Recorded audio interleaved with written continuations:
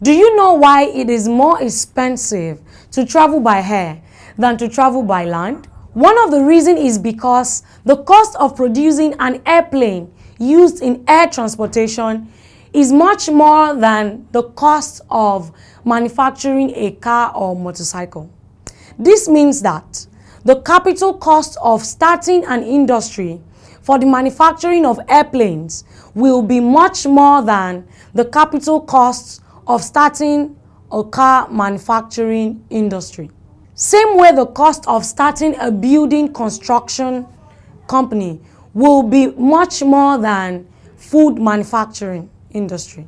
So, here are the differences between heavy and light industry. Heavy industries are usually large scale in nature, while light industries are relatively small in plants and products. Heavy industries manufacture large products like airplane, while light industries manufacture light products like blades. Heavy industries have large turnover from product sales than light industries. Heavy industries employ the services of more males, while light industries employ more females. Trust you had fun learning in this lesson. See you in the next lesson. Bye.